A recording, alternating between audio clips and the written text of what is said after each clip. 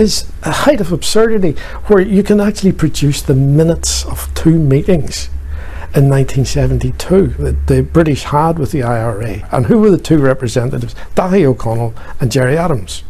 I mean, unless Adams was there to make the tea or represent St Vincent de Paul or something. In what capacity did you attend the negotiations with Mr. Whitelaw in 1972?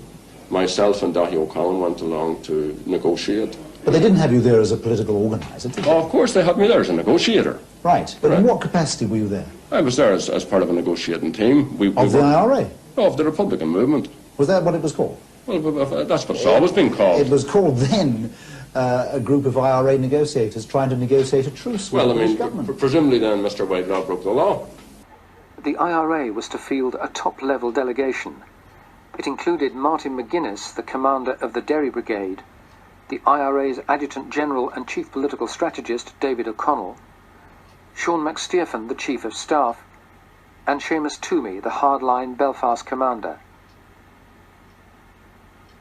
Another member was a young man who'd become a Republican in 1966 and risen to become the alleged commander of Belfast's Ballymurphy Battalion. His name was Gerry Adams. All were IRA? Yes. Not Sinn Féin, but IRA. All of them? Yes. Including Martin McGuinness? Oh, yes. Including Gerry Adams? Well, all of them. I can explain why he denied it at the beginning. Once he said he was in the IRA, he could be prosecuted for membership of the IRA. But why does he continue to deny? Well, once he got himself into that position, it's difficult to say, well, I've changed my mind. You know, I was actually in the IRA. Now it has got to the point of ridicule. The meeting actually took place at the home of Paul Cannon, and there we met with William Whitelaw.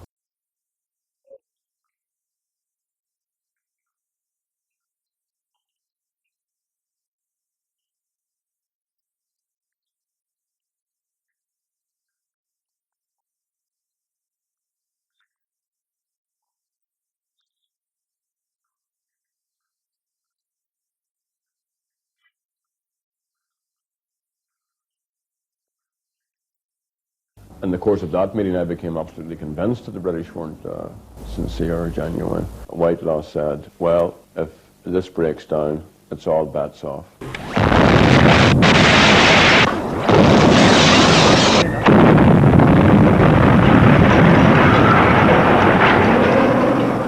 Friday, 21st of July, 1972. Between 2 and 4 o'clock, 22 bomb explosions went off within a mile of Belfast city centre.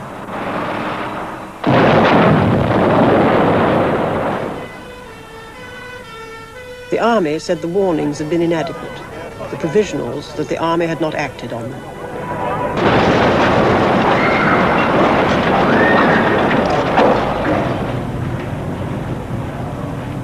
Nine people were killed, 130 injured.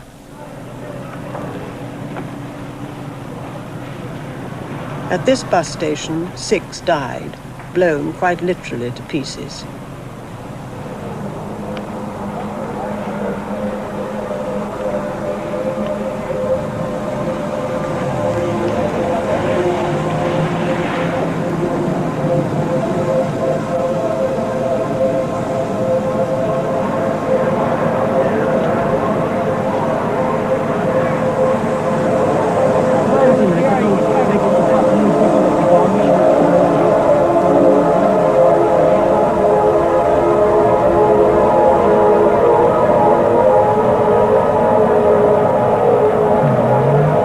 That day is remembered as Bloody Friday.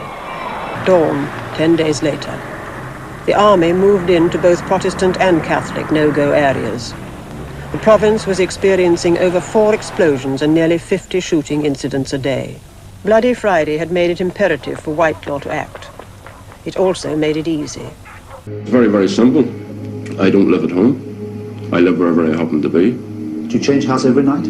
Well, I changed house as security demands. Some 14 months later, after I had been on the run, I was arrested, and myself and a number of people were beaten. And a number of plainclothes British soldiers were engaged in the beating, and one kept sending me, "It's all bets off now, Gerry." Do you remember that? By June 1973, been on the run for almost 3 years. I was in a house on the Falls Road. The house was surrounded, and the British Army were in the back and the front and came through the front door. Myself, Gerry Adams and Tom Cahill were then formally arrested. There's no possibility of a struggle ever stopping now until freedom is achieved. I think that armed struggle in pursuance of independence is quite legitimate and is a necessary tactic. There's also breaking news tonight from Northern Ireland. Politician Gerry Adams has been arrested in connection with a 1972 murder committed by the Irish Republican Army. This is the woman whose murder Gerry Adams is being questioned about, Jean McConville. The IRA accused her of being a police informer, abducted her, shot her, and buried her in an unmarked grave. This woman, Dolores Price, drove the car that night and admitted so in an interview with CBS News a year and a half ago. And did you understand at that point what the likely consequences of your delivering her would be? I was aware that that would possibly that would be her end. Yeah. This many years later, does it bother you? No. No, not at all. Price, who has since died, has accused Gerry Adams of ordering the killing and a bombing she carried out in London. Who sent me to London to blow it up? Who? Gerry Adams. Disappearance of Jean McConville was a surprise to you? I didn't know. It was known to the IRA. Yes, absolutely. And you're saying you didn't know? Yes. How do you orphan 10 children? What kind of depravity is that? That's what happens in war, Scott. That's not to minimize it. That's what American soldiers do, British soldiers do, Irish Republican soldiers do. You know, that's what happens in every single conflict. In 2014, Adams was detained for 4 days in relation to the 1972 kidnap, murder and disappearance of Jean McConville. His arrest came in the wake of the release of the Boston tapes, recordings of the former IRA man Brendan Hughes, which implicated Adams in the McConville case. For a very brief period, I thought of becoming a priest or a Christian brother. This woman was taken away and executed. Jean McConville. There's only one man that gave the order for that woman to be executed. That man, right, is now the head of Sinn Féin. The attack on Cahir Barracks only increased O'Callaghan's standing amongst his IRA superiors. A few months later, aged only 19, he was to be given a mission that would change his life forever: the assassination of RUC Special Branch Inspector Peter Flanagan.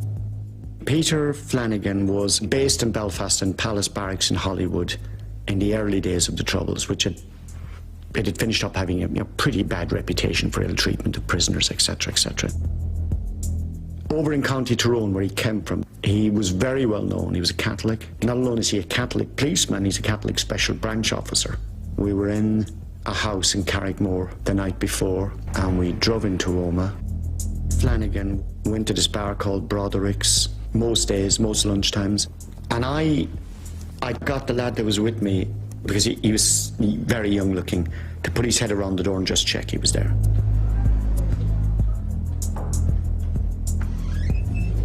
Flanagan was sitting at the end of the counter reading the Irish Independent with the sport page open.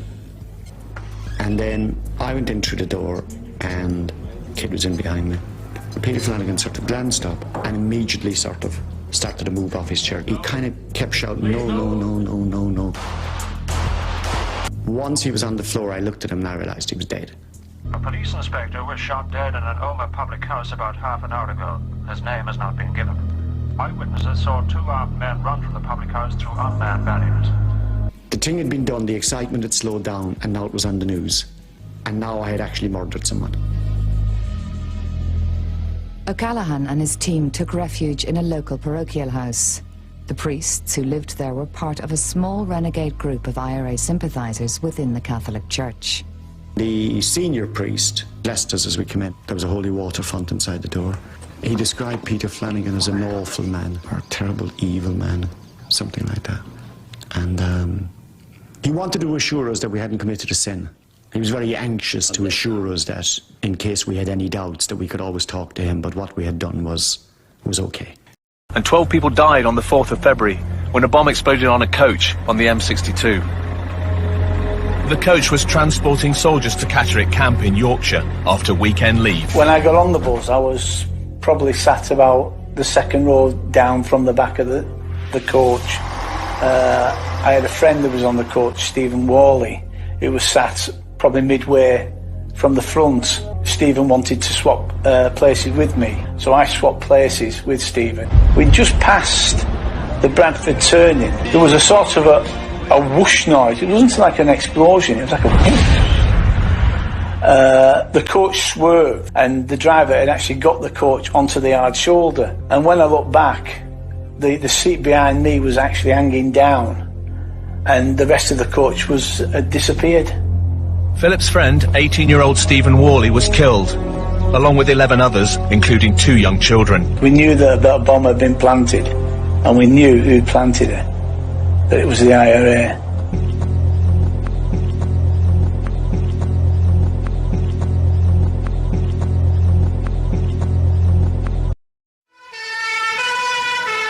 The 2 bomb blasts in 2 public houses here in Birmingham city centre, the Tavern in the Town pub in New Street and the Mulberry Bush at the bottom of the Rotunda.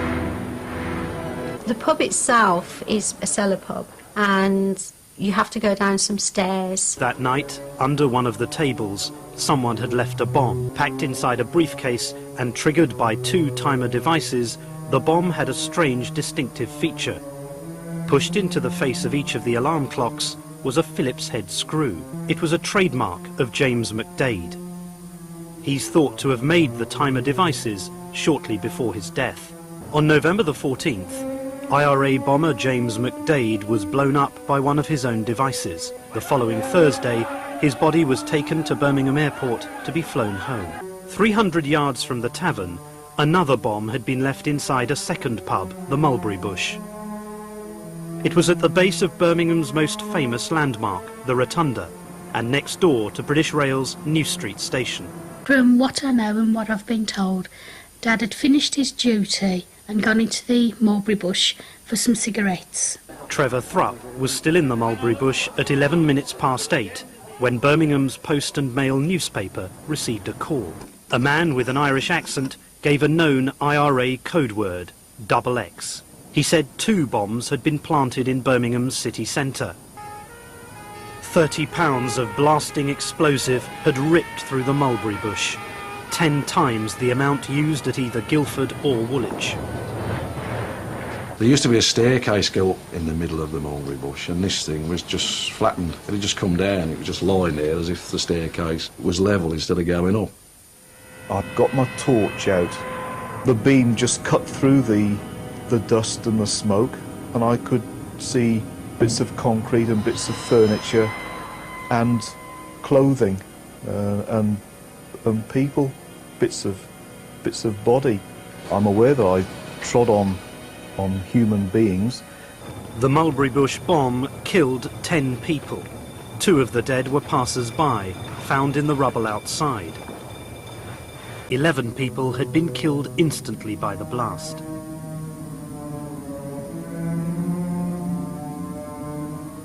They were just bits of... You knew they were people, but what part? You just couldn't tell. It was just like lumps of meat lying on the floor. The police began the task of identifying those who'd died.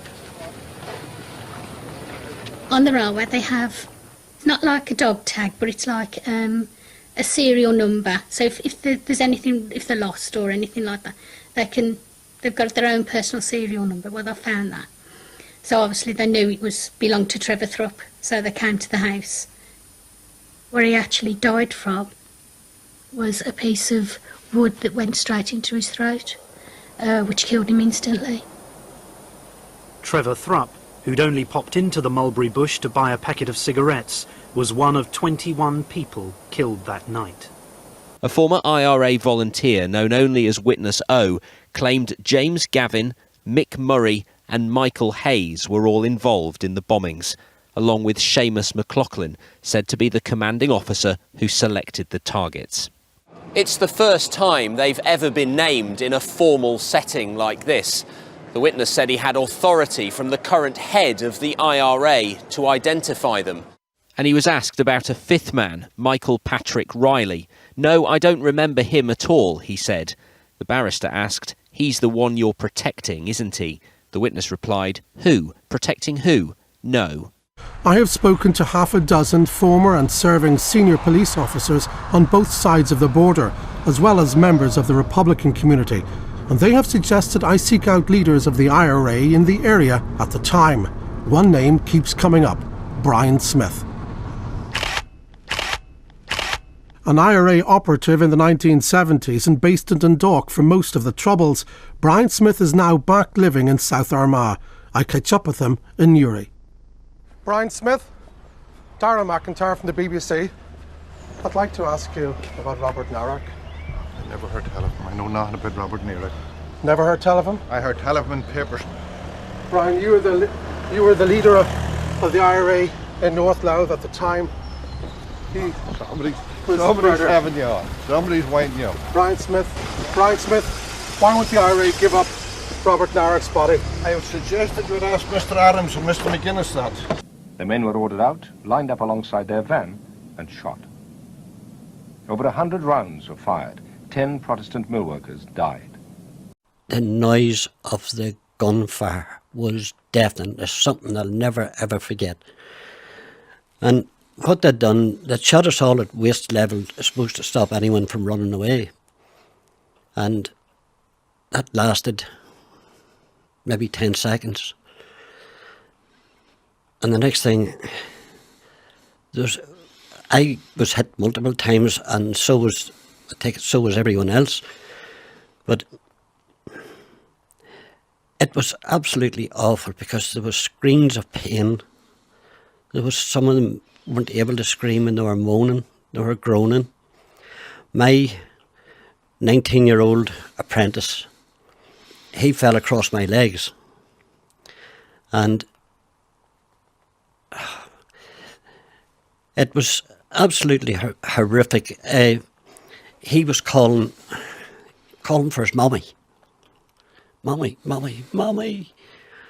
And the next thing, the gunfire stopped, and the same guy that had done all the talking said, "Finish them off." And the shooting became more measured.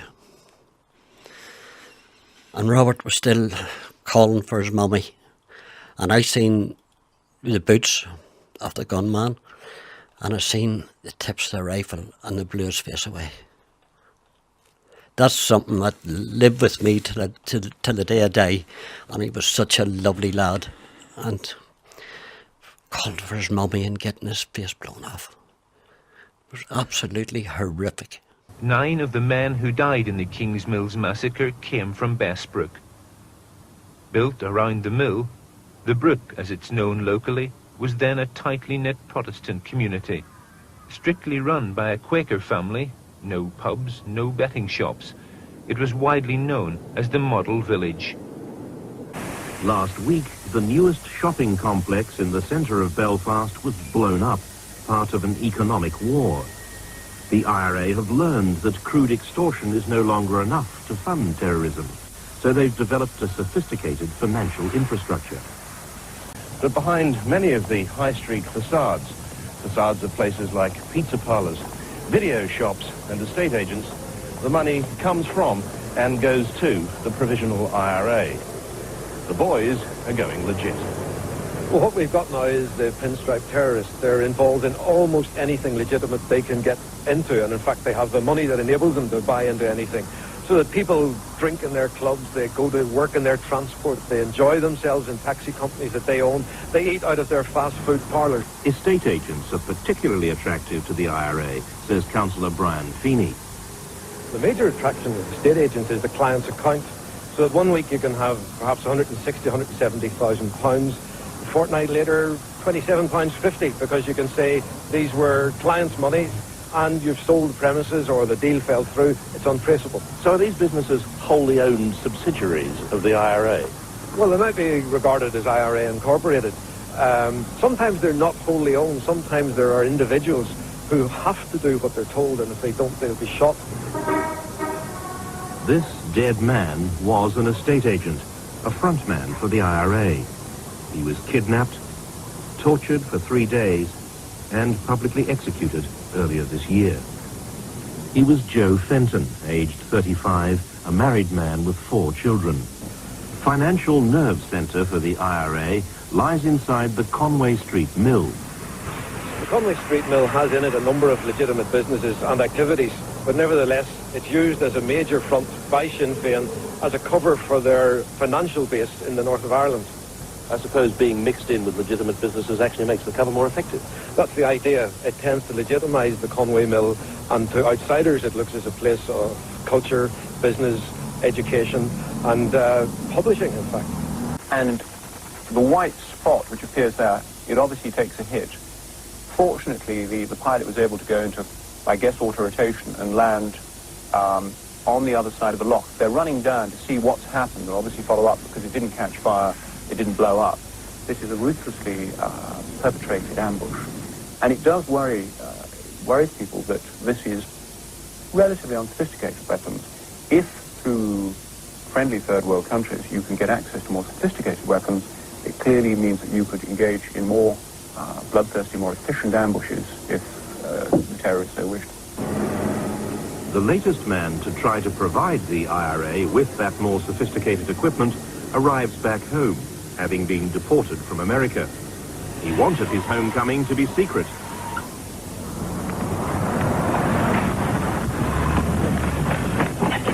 Donal Moyner was accused by the Americans of holding counterfeit money with which he was trying to buy laser sights for red-eye missiles. Moyner is a long-time provisional sympathizer and close colleague of fellow electronics graduate Gabriel McGahey. British police believe McGahey made the triggering devices for the bomb which devastated the lifeguards in Hyde Park. McGahey himself was filmed secretly in America trying to buy complete red-eye missiles from federal agents.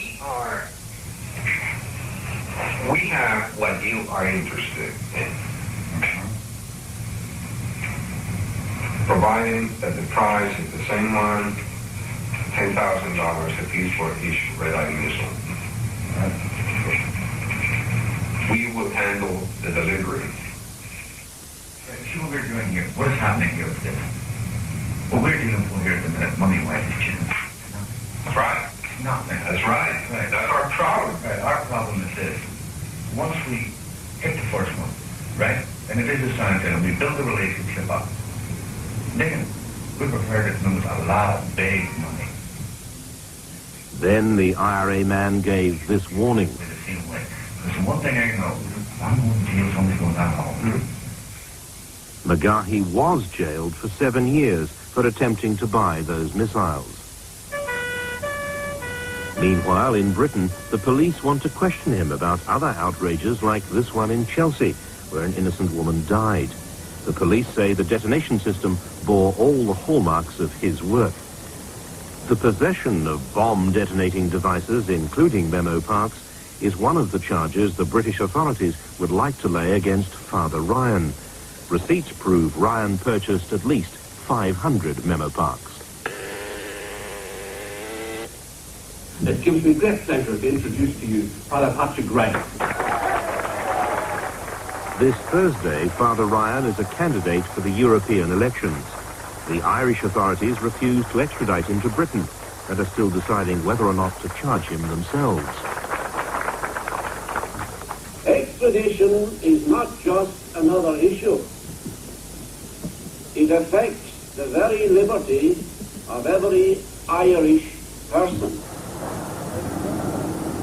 We've traced Ryan's 20-year journey around Europe, raising money and, it seems, buying arms.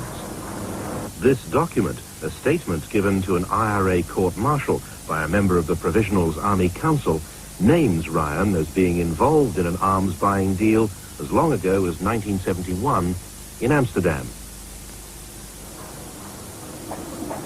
At this bank, Ryan had 2 accounts, one in Zurich, one in Geneva.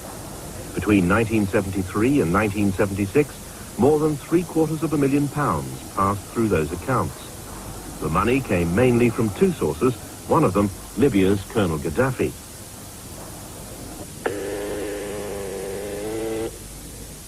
It was in Zurich that Ryan discovered the Memo Park. From this firm in the centre of the city, he bought Memo Parks by the hundred. Over 18 months, Ryan's Memo Parks were used, it's alleged, in 185 bombs, including London's Oxford Street.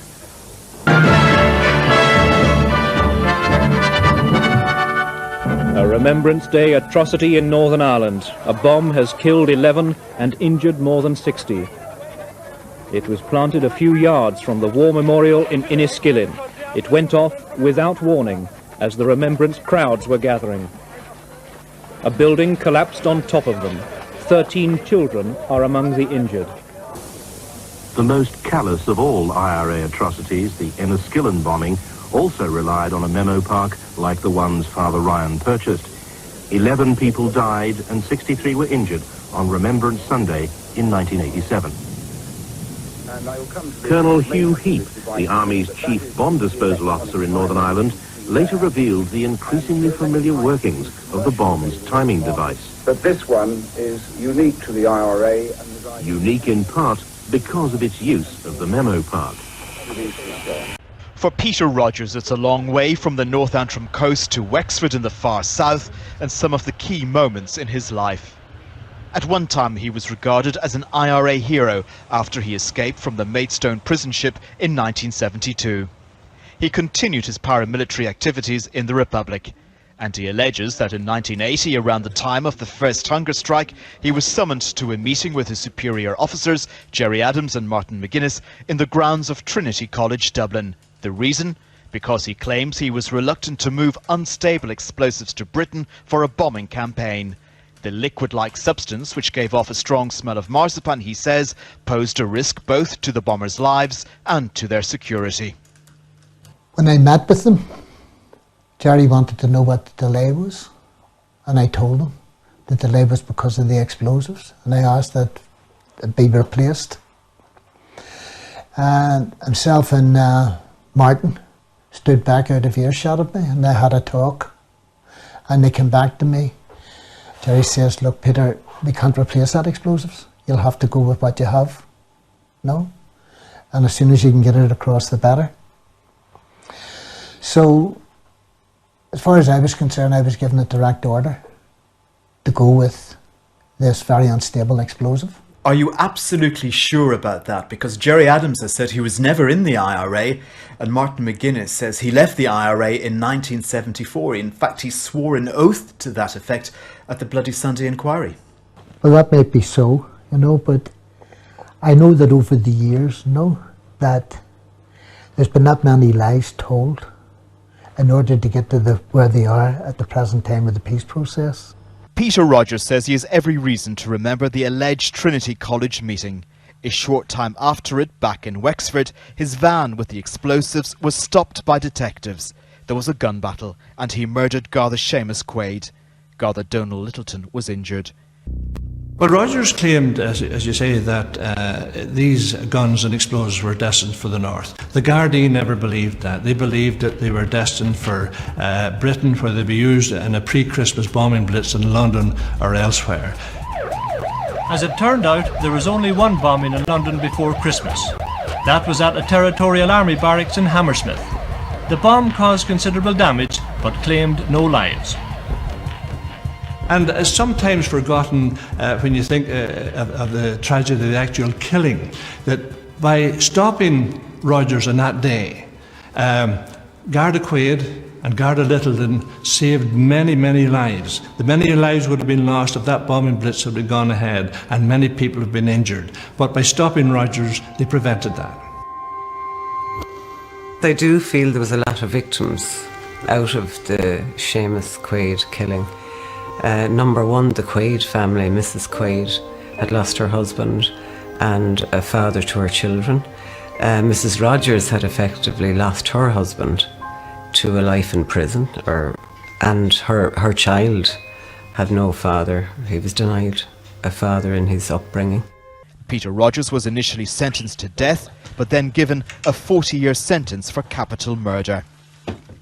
9 years into his sentence in Portlaoise, he left the Republican movement after writing to the Quaid family and Garda Littleton, apologising for what he had done. He was released under the terms of the Good Friday Agreement. Well, by definition, any killing of another human being by another human being is a murder, of course, and I have condemned the killing of Gardaí, of the Defence Force members who were killed. The hunt for Don Tidy's kidnappers and the killers of a Garda recruit and army private has been described as the biggest combined Garda army operation in the history of the state. This morning I travelled to Carrickmacross, where I met the father and mother of Garda recruit Sheehan. The area around the hideout in Drumcrumman Wood, where Don Tidy was held by his IRA captors, has over the past few weeks been the scene of an exhaustive forensic examination. Around this ditch was the body of Private Kelly. Some 12 feet away was the body of Garda Sheehan. It is more difficult to deal with when it's a colleague, a Garda colleague, and particularly a young person doing their job. It's always sad to come across somebody who's been shot down whilst doing just their job of work. However, I personally feel at this moment in time it is indeed tinged with the utmost sadness for those who at this very moment, on this very beautiful day, are saddened by the loss of loved ones. It took less than 5 minutes this afternoon for the 3 judges at the Special Criminal Court to discharge Brendan Bick McFarlane from the dock and state that he's entitled to the presumption of innocence of the charges of kidnapping Don Tidy and possession of a firearm 25 years ago. In a long 10 years, and it's been an extremely difficult period for myself and my family. What I want to do now is put this behind me and move on. A colour party of 7 men and 2 women wearing paramilitary clothing lined up alongside the remains. The coffin was carried by members of Mr. Liner's family, including his brother Colm, who had been released on parole from Portlaoise prison to attend the funeral. When the cortege had walked through the County Monaghan village, 3 men in paramilitary dress and carrying rifles stepped forward from the crowd and fired several volleys of shots over the remains. Gil! Gil! Gil! Gil!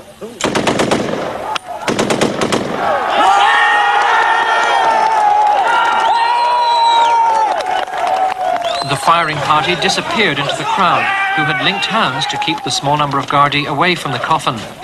In the confusion that followed, Gardaí ran down a side road in an attempt to intercept members of the firing party. Sections of the crowd followed them. 2 red vans had been parked at the side of the road, and as the vehicles attempted to pull away, some of the crowd attacked Gardaí. At one stage, a detective fired a machine gun into the air as the crowd closed in and overturned a Garda car. Another shot was fired by a detective as the vehicle lay upside down in a ditch. Another detective was trapped inside for a short time and had to break a back window to escape.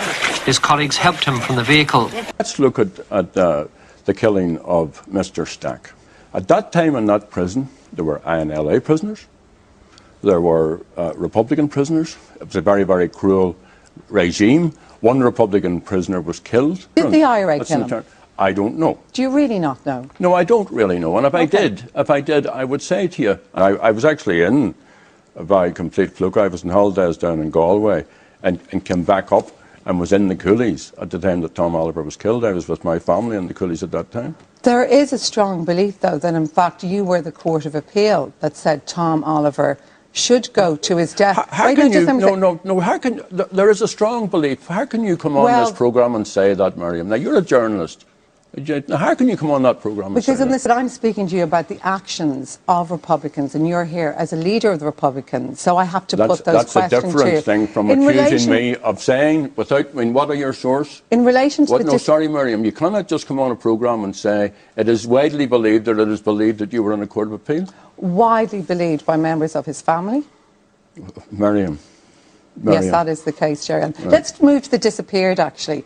Jean McConville, as you know, was the infamous case in 1972.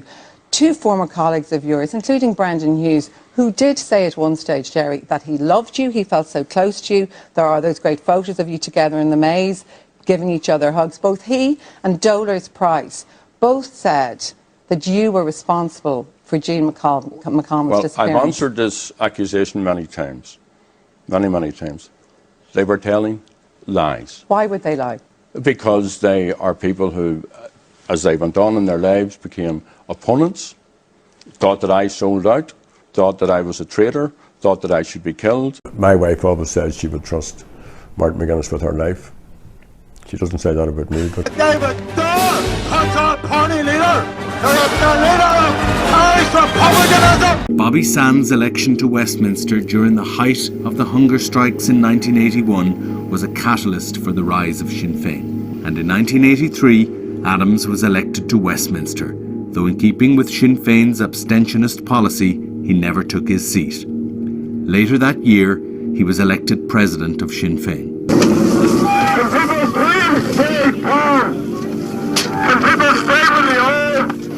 Eventually, cameramen were told to stop filming and threatened. The bodies of the soldiers were found in an alley. In the mid-1980s, a Catholic priest, Father Alec Reid, became a conduit between Gerry Adams, John Hume, and the Irish government.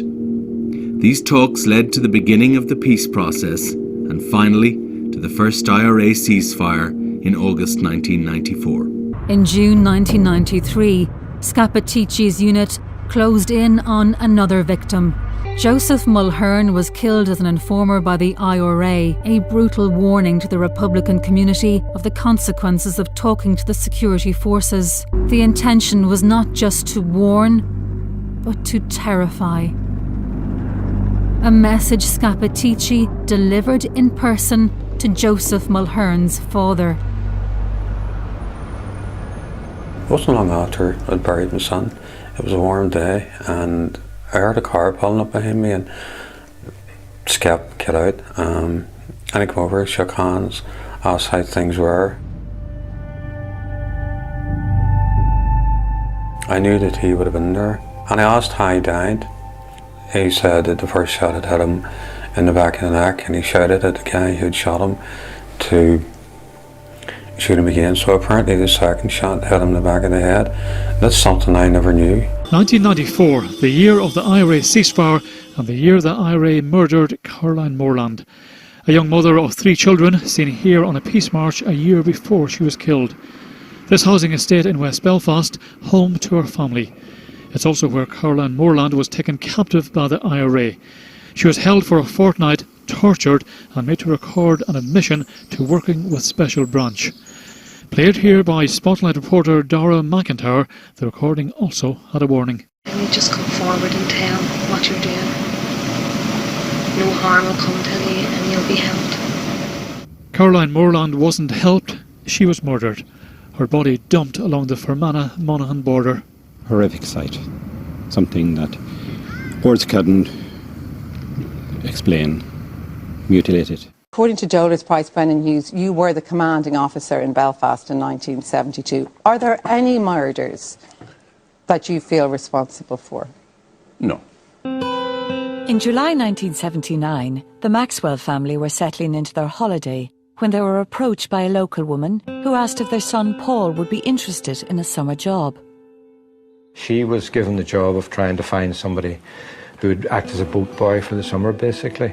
And she asked me if Paul would be willing to do it, and I asked him, and he was really over the moon about it, and he got the job. The tide was quite low, so Lord Mountbatten, being 79 years of age, an elderly man, and the Dowager Lady Brabourne, Patricia Brabourne, was 83. I helped them down onto the boat. Timothy and Nicholas Natchwell, twin sons, 14 years of age. and Paul Maxwell were in the main body of the boat then. I was up reading the paper at the back of the cottage. I suppose it would have been maybe 11 o'clock or 11:30 or something like that. I was looking down at the cliff face, directly down onto the boat. It was an enormous explosion.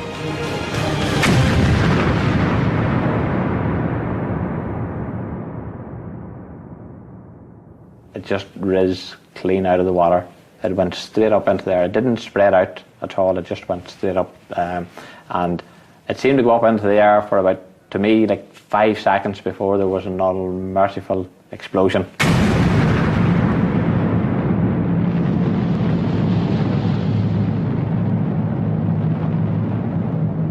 People screaming in the water and shouting. I kind of knew straight away that it was a bomb. And I jumped into the car, and there was a Garda there. And he confirmed that it was, Mountbatten's boat. And I thought, gosh, nobody could have survived that. And I kind of lost the head to some extent, I suppose, for want of a better way of putting it, and thought to myself, I'll climb down this cliff face and I'll see if I can find any sign of Paul in the water. We had to hold him. The field was just on the edge of a cliff and there was nothing but rocks below. If he had jumped, he would have jumped to his death. And he was so distressed. He could hear the shouts in the water too, not knowing, I suppose, if that was his son or who it was. At that stage also, quite a lot of boats that had been in the vicinity of the explosion itself had gone to the scene, and they were starting to remove the survivors and the casualties from the water. I met a man on the harbour, and he said there's some survivors of this, and one of them is Paul, and he's in the Pierhead Hotel. So I felt a fantastic sense of relief at that point, and ran into the Pierhead Hotel and went up and saw this boy lying. The twins, the Natchbull twins, were fair-haired, like Paul. And at first I thought it was Paul, but it turned out that it was Tim. And that was a huge letdown, of course, because then I had to start looking for Paul again. I went back down onto the harbour, and there was a boat there, and a man I know said that he had Paul's body in the boat. So I went onto the boat. Paul was just lying there, and his head was in a bucket of mackerel. And I picked him up, and his body was still warm. So I thought he might be alive, but he wasn't.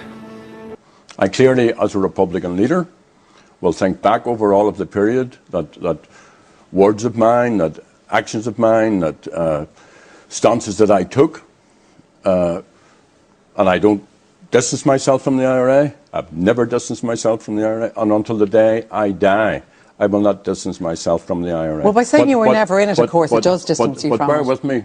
And with respect, you do act like you know absolutely nothing about even the murder of Brian Stack, and maybe that will worry them, that even if they meet you, or even if there was a peace and reconciliation forum, that the truth ultimately would not be told. You are currently the leader of Sinn Féin, but you were also, according to many people, the commanding officer in West Belfast. It was a bloody conflict on both sides. People suffered on both sides. What are you honestly saying to me tonight? That there's no murder whatsoever, no death, no killing, that you feel in any way responsible for? Well, I've already answered that question. I'm not going to keep repeating my answer. But you were in the IRA.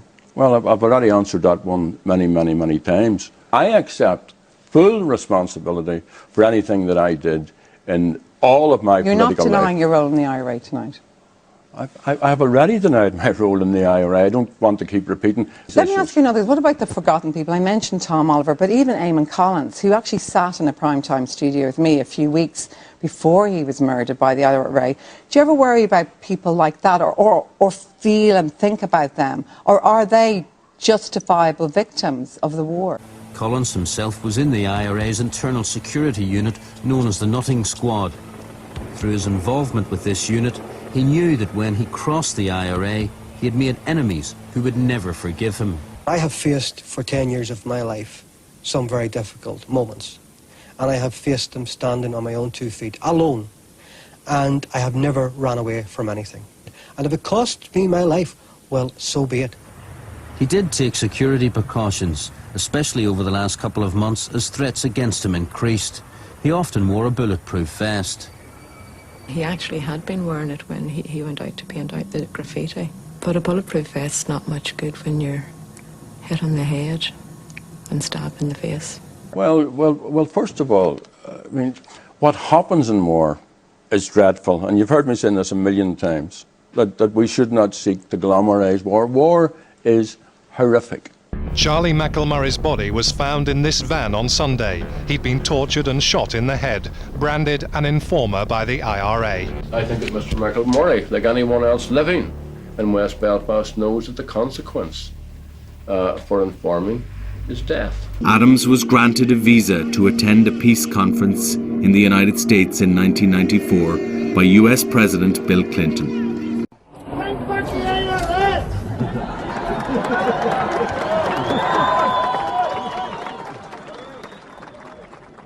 They haven't gone away, you know. An hour after the ceasefire ended in 1996, the IRA detonated a huge lorry bomb in Canary Wharf, killing 2 people. An enormous explosion in Docklands, which killed 2, was the IRA's declaration a 17-month-long ceasefire was over. Newsagents Inam Bashir and John Jeffries died when a half-ton bomb concealed in a lorry detonated near to South Quay DLR station, the force shredding nearby buildings, causing £150 million worth of property damage. The blast was so large, it was felt at Canary Wharf. It was just after 11:20 when the blast went off outside the busy shopping centre. A coded warning had been received by a local television station at 10 o'clock. The police had begun to evacuate the city. A bomb disposal team was checking out a suspicious van outside the shopping centre when the bomb exploded. Screaming shoppers fled from the scene, huge numbers of them injured by flying glass. Several are still said to be in a serious condition tonight. Ambulance crews here said that if the evacuation had not taken place, many could have died. Everybody in this city heard the blast. Saw glass falling everywhere, people hurt, blood all over the place, people screaming. It was really terrifying, it was very, very scary. People now know why Sinn Féin aren't involved in the peace talks until such time as there's a complete and unequivocal ceasefire from the IRA. I think people will watch very clearly to see whether there is a clear-cut and unequivocal condemnation of this action today by Mr. Adams and by Sinn Féin. I expect there to be so, and I hope he will do it swiftly and comprehensively. We have always been critical privately and have never attempted to condone any operations which have led to civilian casualties or led to civilian deaths. Ultimately, the responsibility for all of these deaths lies with the British government. For nearly 40 years, the main paramilitary player in Ireland has been the Provisional IRA. Now, to run their war, they needed money, a lot of money, and most of it was dirty. One of the seminal events that led to the creation of the Criminal Assets Bureau was the murder of Detective Garda Gerry McCabe in June 1996. Gerry McCabe was ambushed by volunteers of the Munster Brigade of the Provisional IRA, who set out to rob a post office van in Adair, County Limerick. The gang, led by Kevin Walsh, wanted old age pensioners' money in order to maintain their so-called war in Northern Ireland and to help fund Sinn Féin's vision of a socialist republic. Well, in fairness to them, what they did was carry out this act, having been authorised by someone within the IRA. In 1998, after months of negotiations, the parties and the government signed the Good Friday Agreement. A man has been found guilty of the murder of Stephen Restorick, the last British soldier to have been killed by the IRA. Bandit Michael McGinn was also found guilty at Belfast Crown Court of murdering 2 other soldiers in 1993 and in 1978. He was part of an IRA sniper team in South Armagh, which was responsible for the deaths of 9 soldiers and RUC officers. The powerful American-made Barrett Light 50 rifle used by the IRA team has an accuracy range of up to half a mile.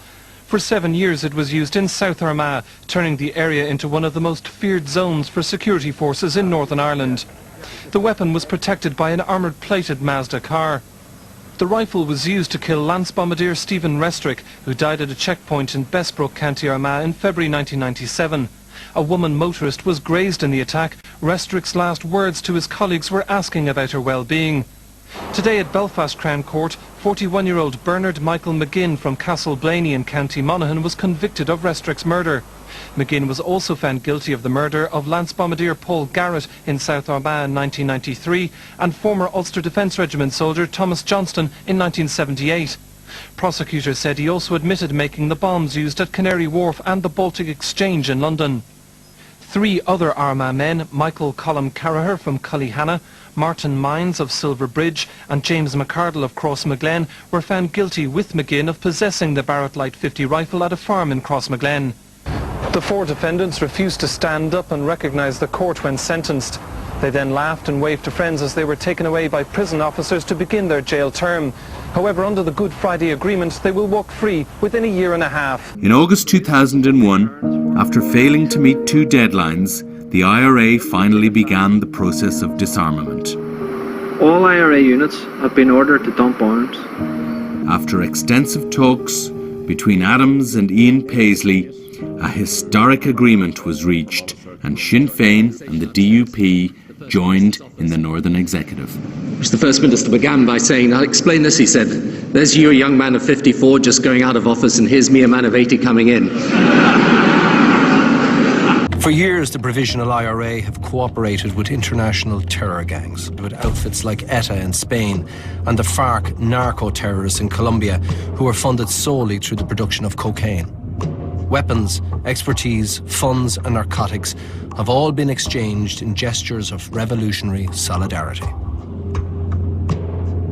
If anything that Gerry Adams has just said about his concern about drugs is true, it's given the total lie that when he was a member of the Army Council of the IRA, he sent a team of people to exchange Provo know-how in making mortars for $25 million from narco-terrorists who made all of that money selling cocaine.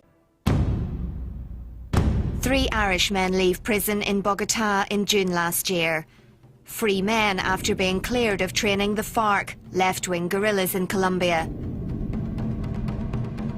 In the front seat, Katrina Ruan, Sinn Féin MLA and head of the Bring Them Home campaign. We brought them to a safe place. I stayed with them that night. But their freedom was conditional.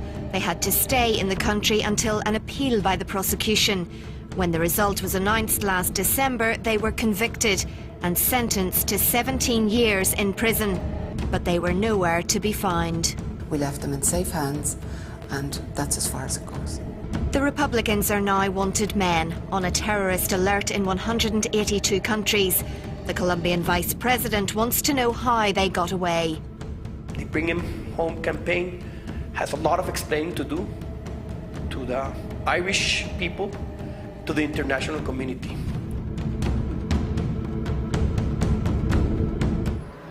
The arrests of Niall Connolly, Martin Macaulay and Jim Monaghan in 2001 caused serious damage to the peace process. The allegation that the IRA, supposed to be on ceasefire, was sharing its bomb-making secrets with the FARC had the potential to bring down the devolved assembly. The 3 men were travelling on false passports. They were arrested coming from an area of the jungle which at the time was controlled by the FARC. The arrests left Sinn Féin in disarray. I have no idea why they were there. I do not have to explain on behalf of Sinn Féin why those people were in Colombia. But Sinn Féin did have to explain when more details emerged about the men. Jim Monaghan, seen here at a Sinn Féin conference in the late 80s, was a member until 1990. Security sources described him as head of the IRA's bomb-making department. He had an explosives conviction from the 1970s. Macaulay from Lurgan was said to be his deputy. He had a weapons conviction. Connolly was harder to identify. All that was known about him was that he'd been living in Cuba. The way in which the Colombia 3 was handled by Sinn Féin drew people's attention to a pattern of denial on the part of the Republican movement, which I think has been ultimately very, very damaging to them. Confusion over Niall Connolly brought further embarrassment. First, a denial. He's not a member of Sinn Féin. Later, an admission and apology. He had been asked by one of our senior members to represent our party, and I have apologised to everyone, including his family, for any embarrassment which our statement may have caused. Sinn Féin's difficulties increased when a month after the arrests, the 9/11 attacks took place. Sinn Féin had always looked to the US for support, but an America that had just declared a war on terror was in no mood to tolerate those consorting with terrorists in Colombia. Claims that these individuals were there for benign purposes, specifically ecotourism, or for activities related to the Irish and Colombian peace processes, are an insult to our intelligence. Gerry Adams refused to testify, but earlier comments reflected the intense pressure Republicans were under to distance themselves from terrorism. Terrorism is ethically indefensible. Those responsible for the atrocities in the United States must be brought to justice. And what happened in New York and Washington and Pennsylvania was, as the UN Human Rights Commissioner and former Irish President Mary Robinson said, a crime against humanity. Guildford 4 member Paul Hill was also on side. The safety of these men's world is about 320 metres. That's their living conditions. Outside of that, they'd be killed. The publicity helped Katrina Rowan's political career. During the campaign, she joined Sinn Féin and was elected as an MLA. She ran the campaign very, very effectively, but ran it in a way which was pretty explicit on her part, that she had nothing to do with Sinn Féin. This was not a Sinn Féin campaign. She was quite hostile when anybody suggested that she might be connected with Sinn Féin in any way, and then suddenly she pops up not just as a Sinn Féin MLA, but also someone who's accompanying Gerry Adams to Downing Street, who is clearly quite central to the Sinn Féin leadership. And it is difficult to imagine that somebody becomes a central figure in Sinn Féin simply overnight, having had no connection with the party previously. Niall Connolly was Sinn Féin's representative here, underlining the close links between Irish Republicans and the Cuban government. There's a memorial to the hunger strikers in Havana. It was here that Gerry Adams met Fidel Castro 4 years ago. He also laid a wreath at the monument. What does the future hold for the Columbia Three? Are they going to hide until the dust settles, or will they risk returning to Ireland? There's no extradition treaty between Ireland and Colombia, but the Colombian Vice President would expect the Irish government to send them back to his country. The big heist was the biggest cash robbery in British criminal history. The money weighed 1/4 of a ton. The political consequences were devastating. When the news broke, the Irish peace process collapsed. While British intelligence held the IRA responsible, the finger of blame was also pointed at the British government. Some people in Ireland say the only reason why the Provisional IRA did the big heist in the first place was because the British government was turning a blind eye to the rest of the IRA's criminal activities. The big heist was just the latest and biggest robbery in a whole series of IRA criminal operations. In May 2004, a gang held up the Macro shopping complex near Belfast. Staff were taken hostage and over £1 million worth of goods stolen. Everyone in Northern Ireland suspected the IRA, but when moderate nationalist politicians tried to get the British government to put pressure on the Provies to stop thieving, nothing happened. The Provos were testing the resolve of the government to stand up to them, and the difficulty was that governments and others were turning a blind eye and almost pretending that it didn't happen. We drew it to the attention of the Prime Minister, we drew it to the attention of Paul Murphy, the Secretary of State, that the Provos were up to no good. I think there was a political decision made that it was a price to pay just to get some sort of semblance of political agreement. Last September, while the Republican leaders were at Leeds Castle talking peace with Tony Blair, the IRA was planning 2 more big robberies. In Strabane, the manageress of the Iceland store was abducted, held overnight, and forced to steal £200,000. In October, a bonded warehouse manager was forced to steal cigarettes worth £2 million. The British government again did nothing and said nothing. Finally, it was officially confirmed by former Scotland Yard counter-terrorism chief John Grieve that all of the robberies had been carried out by the IRA. We conclude now, on the basis of information also available to us, that the Provisional IRA was also responsible for the theft of goods from Macro, the abduction of people and the robbery of goods from the Strabane branch of Iceland, and the abduction of people and the robbery of cigarettes in Belfast on the 2nd of October. But it had taken the theft of £26.5 million from the Northern Bank to force the British government to react. I discovered that leading Irish politicians had been shocked and angered at the British government's refusal to confront the IRA at the time of the robberies.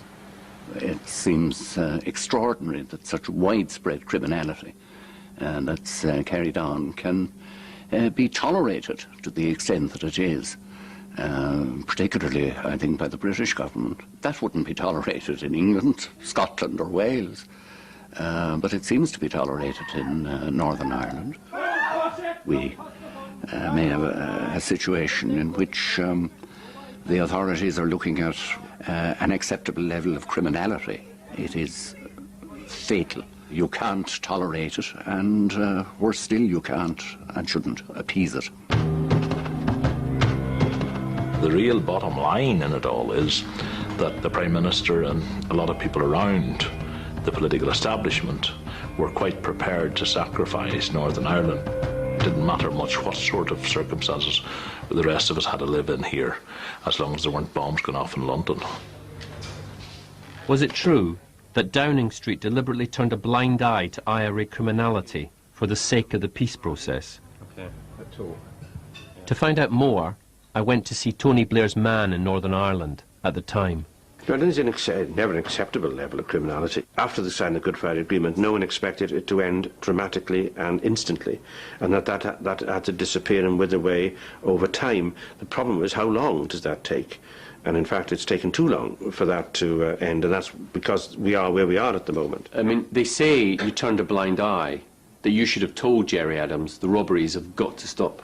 Well, the government's in turn blind eyes. We can't do that. We're responsible for law and order in Northern Ireland, and we have to, investigate those bank robberies and catch the perpetrators if we can, and then prosecute them.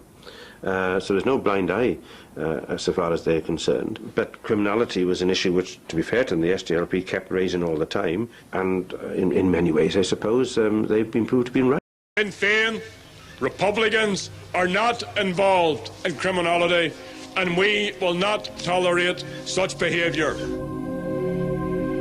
But is it credible that the leaders of the Republican movement had no advance knowledge of the series of robberies that led up to and included the big heist?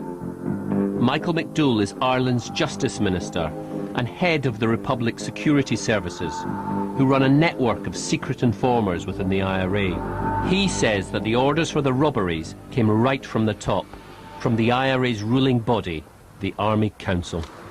Gerry Adams and Martin McGuinness have been for many years on the IRA Army Council. They have at all times been in control of the provisional mood in recent years, and the series of robberies which were used to finance the IRA must have been the subject of varying degrees of knowledge but overall control of the Army Council, and nobody who serves on the Army Council could claim to be unaware of the fact that they were carrying out serious fundraising through criminality. I believe that they have, in the last 2 months, resigned from membership of the IRA Army Council, but they're in overall control of the movement, and there is no challenge to their authority. I arranged to meet a former comrade of Adams and McGuinness to find out more. John Kelly was one of the founders of the Provisional IRA. An active member for decades, he's now estranged from the IRA leadership. He's one of the few former insiders prepared to talk publicly about the inner workings of the IRA. He has never spoken on national television before. Would Gerry Adams be aware of what all arms of the Republican movement were doing? I go back to what the Bible said, that not a sparrow falls from the sky, but the man above doesn't know about it. And Gerry Adams, in terms of the Republican movement, is the man above. He's God. So he knows and would want to know. And would be disappointed if he didn't know everything that happens within the Republican movement. And nothing would be hidden from him. Is it conceivable that senior figures like Martin McGuinness and Gerry Adams could not have known about the Northern Night Robbery? No, there's no way that they could not have known. They might not have known the detail of it, but they would have had to know that there was a major operation underway. The big heist was just too big a robbery for Downing Street to ignore. Overnight, the peace process, the never-ending talks about talks in Ulster, collapsed. But what did Tony Blair say to Gerry Adams? The Prime Minister made it pretty clear not long after all these events what his views were on this, and made his position absolutely clear to the leaders of Sinn Féin what his views were, in no uncertain terms. There was some talk, for example, of saying nothing, or cutting off talking to Sinn Féin at the time, and I didn't see that there was any sense in that. You need to talk to people in order to change the world, and certainly to change the ways of the IRA. So that was vitally. Why would you say stop bank robbing? Well, that has been said, and has been said many times. But do they pay any attention? Well, we haven't had any banks robbed since. The veteran Republican Thomas Slab Murphy has been jailed for 1.5 years for tax evasion. The 66-year-old was found guilty of 9 counts of failing to file tax returns for nearly a decade. The Bureau is very pleased that with the outcome of the case. This investigation began over a decade ago, when the Criminal Assets Bureau began looking at the finances of the IRA and those associated with it. Thomas Slab Murphy was in charge of the IRA in the north. CAB searched his home and lands at Ballybinnaby in County Louth on the 9th of March 2006. Vehicles, cash, cheques and a large quantity of cigarettes were among the items seized. The uncashed cheques, over €500,000 worth. The Criminal Assets Bureau seized them, cashed them and banked the money for the state. And a large amount of cash in euro, sterling and old Irish pounds. It was stored in black refuse bags, hidden among hay bales in the cattle shed, but the Bureau is still not finished. It says there's a lot more tax to be collected from Tom Murphy. The more than €189,000 he owes for the 9 years covered by this criminal case, as well as another CAB tax assessment for over €5 million. The court sentenced Tom Murphy to 1.5 years in prison. Some of the most vicious episodes of the Troubles took place along the border. This contested space is the home of 66-year-old Tom Murphy. It's 31 years since the Sunday Times described him as the IRA's officer commanding for Northern Ireland. Over a 13-year period in Dublin's High Court and Supreme Court, he fought and lost a libel action. The newspaper had linked him to the IRA's bombing campaign in Britain. After the High Court ruled against him in 1998, he faced legal costs of £1 million. Paul was lured to this shed, and this is where he got the beating. It's a lonely place to end your days. But it was here, in this isolated barn, that Stephen Quinn says the IRA murdered his son. I believe the IRA did this. I near enough know who did it. They don't like anyone standing up to them, so this is what they done. They beat him to death. Crowd of cowardly so-and-sos. Brish Quinn raised her children in South Armagh, a Catholic family in a Republican community. But Paul fell foul of local IRA members engaged in petty disputes. He was just 21 when beaten to death. We were just in the door and the nun came out and she says the doctors are doing their best, you know. And then the doctor came out and he shook our hands. He says they left nothing to fix. Every bone in his body was broken. The side of his ear was off. It's believed Paul Quinn was ambushed, beaten and killed because he was involved in a row with the son of a senior member of the IRA. At least 9 men took part in the attack. Another 10 are suspected of acting as lookouts. I hope that those that murder Paul can see Paul every night in their sleep and see themselves raining down the blows on Paul. because you wouldn't do it to a dog. They were dressed in boiler suits. They had balaclavas on them. They had their gloves on them. They had their iron bars. They had their sticks with nails in them. And they just lay into poor Paul. And I believe he shouted for them to stop at the beginning, but then he was beaten that much that they silenced him. You know, he couldn't talk. Paul Quinn's parents have always believed that the IRA killed him.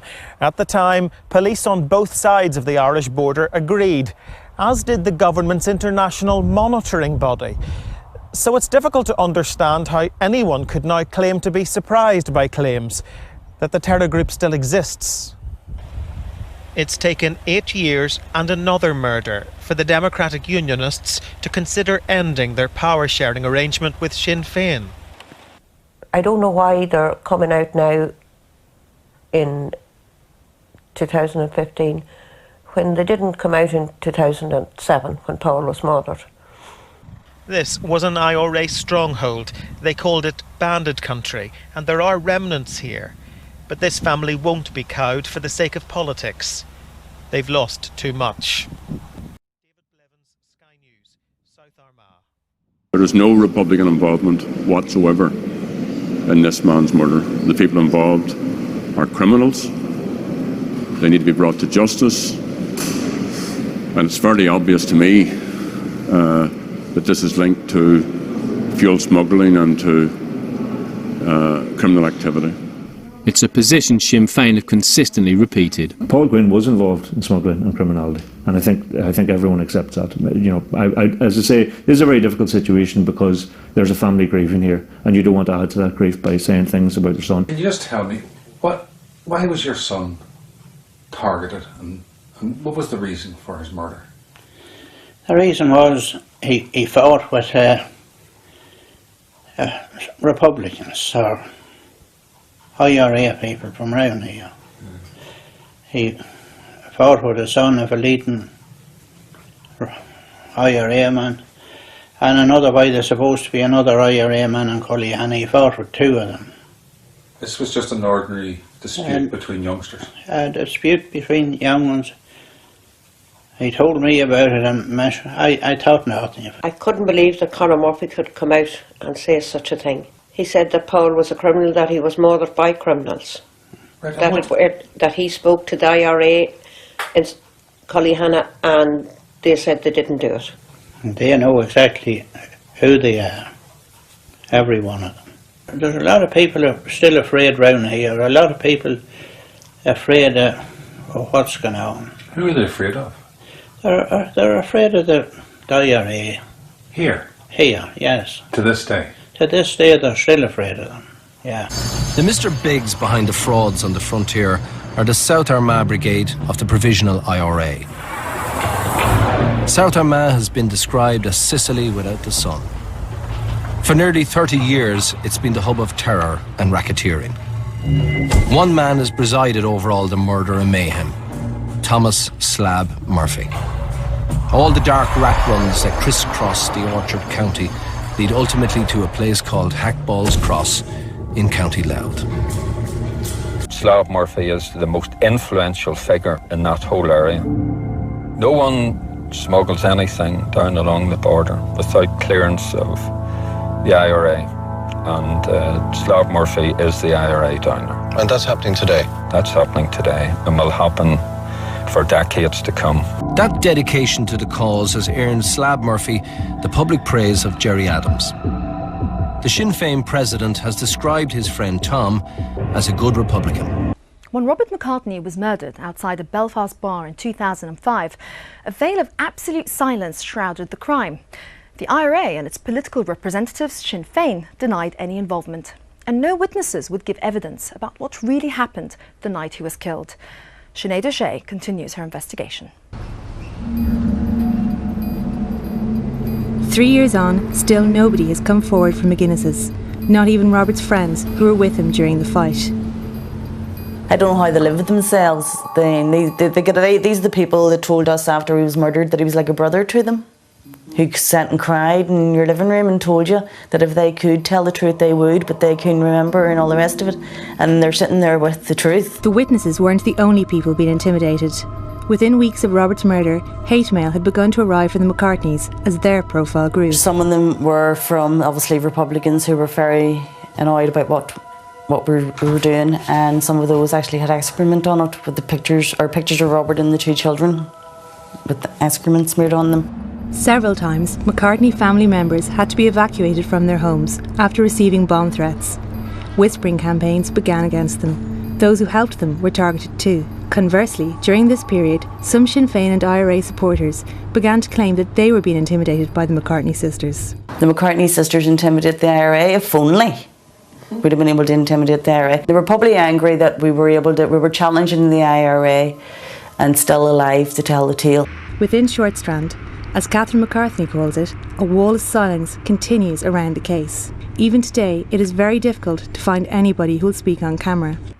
And 2 occasions my sons were assaulted by family members of people who were involved in Robert's murder. Finally, after a picket outside Brigine's house, both Brigine and Paula, the last of the family to be living in Shortstrand, decided to move out. 6 months after Robert's murder, the IRA announced that it would begin the process of decommissioning. Today marks the completion of the transition from conflict to peace. Robert's case finally opened in the summer of 2008. Terence Davison had been charged with his murder. Within weeks it had collapsed. The evidence from what should have been the 2 main witnesses, Brendan Devine and Edward Gowdy, the 2 men who had survived the fight, was minimal. Only one other witness came forward, Witness C, a passing motorist who misidentified Terence Davison. The judge said he had no choice but to release Davison and the other 2 defendants, James McCormick and Joseph Fitzpatrick, who had been charged with assault. Fear still exists, and until that fear no longer exists, then we are not going to get justice. Nobody from Sinn Féin, none of the 72 in the pub that night, took to the stand. In February, Sinn Féin held a Circle the Wagons rally in Belfast's Hilton Hotel. The fallout from December's Northern Bank robbery continued. Gardaí in Cork had now launched a money laundering inquiry. The McCartneys' campaign was gathering momentum. One of those who spoke to RTE that night was a candidate Sinn Féin planned to run in the May local elections. Deirdre Hoggy was to stand in the Pottinger area where the McCartneys live. Well, certainly, our hearts have to go out to the family of Robert McCartney, and we're thinking of them at this time of losing a family member, which is awful. But you have to keep in mind, and the leadership have confirmed as well as the IRA, that Republicans had nothing to do with this, and again this is part of the onslaught by the media and governments and political parties to criminalise Sinn Féin and the Republican movement, and people now are angered at these accusations. What do ordinary Republicans think the people who murdered Robert McCartney should do?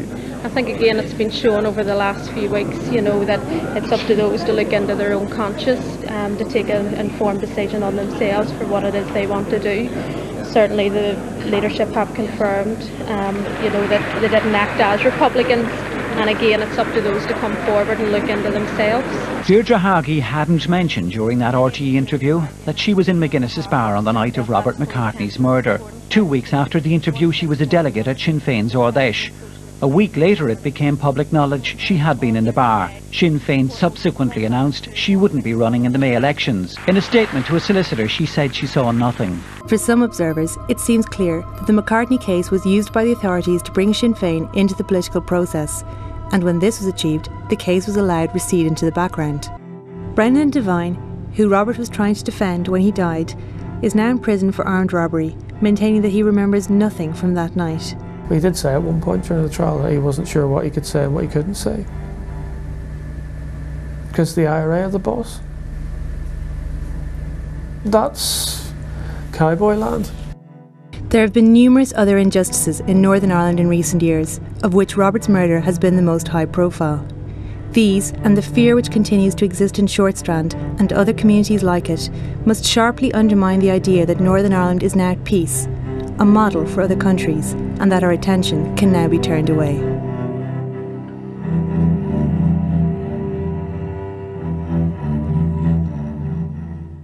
Sinead O'Shea on how peace can sometimes get in the way of justice. The IRA is gone. We have a message for the British government, for for the Irish government, for the cabal that's out there. We ain't going away, you know.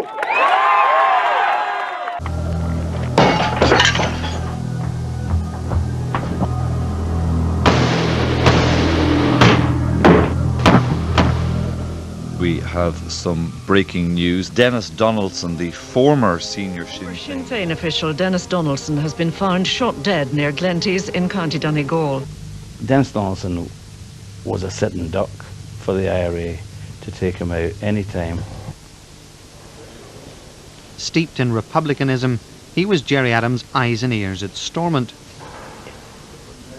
As Sinn Féin's Assembly Administrator, he was a party man. I was a British agent. I was recruited in the 1980s. I've worked for British intelligence and the RUC PSNI Special Branch. Can he return to Belfast? He can do whatever he wants, frankly, and that's something that he has to work out.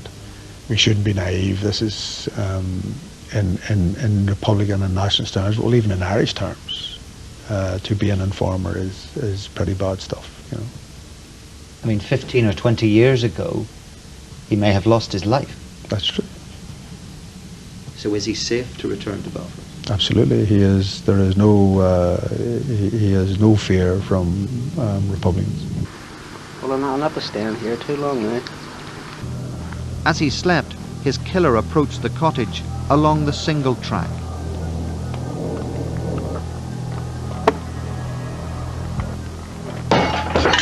A rock was thrown through the window. As he went to investigate, 2 shots were fired through the door. One shot caught his hand, almost severing it. The killer reloaded the shotgun and the door was kicked in. Dennis Donaldson was shot again in the chest and the head. The murder of former IRA commander Gerry Davison last May sent shockwaves through Belfast republicanism. The police didn't know who did it, but others, desperate for revenge, decided they knew who it was. 3 weeks ago, they shot Kevin McGuigan dead in front of his wife. This time, the police had suspects in mind. We believe that members of the Provincial IRA have been involved, along with others, in the murder of Mr. McGuigan. This week, Ireland lost a hero. Derry lost a son. Sinn Féin lost a leader, and I lost a dear friend. Martin McGuinness was not a terrorist. Martin McGuinness was a freedom fighter. I would have more respect for Martin McGuinness as he portrays himself as a person of democracy if he completed his democratic journey and he admitted some of the crimes that he's been part of. You mentioned Patsy Gillespie.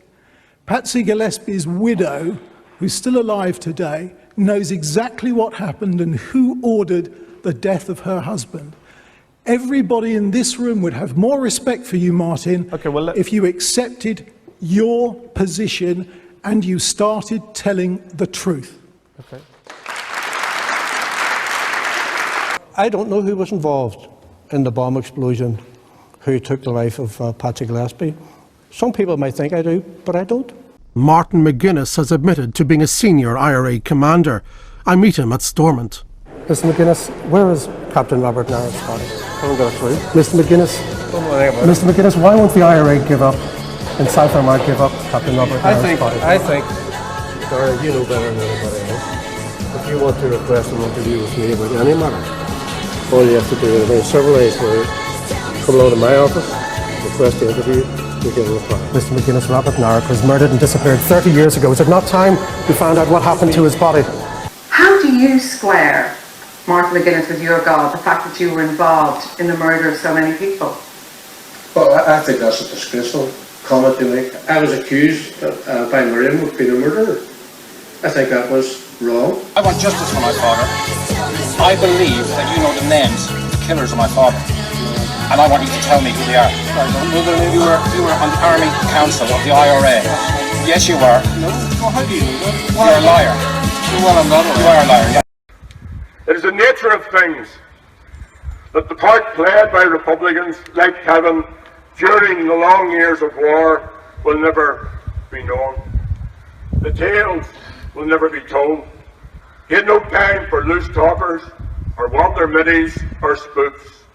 He was the real deal.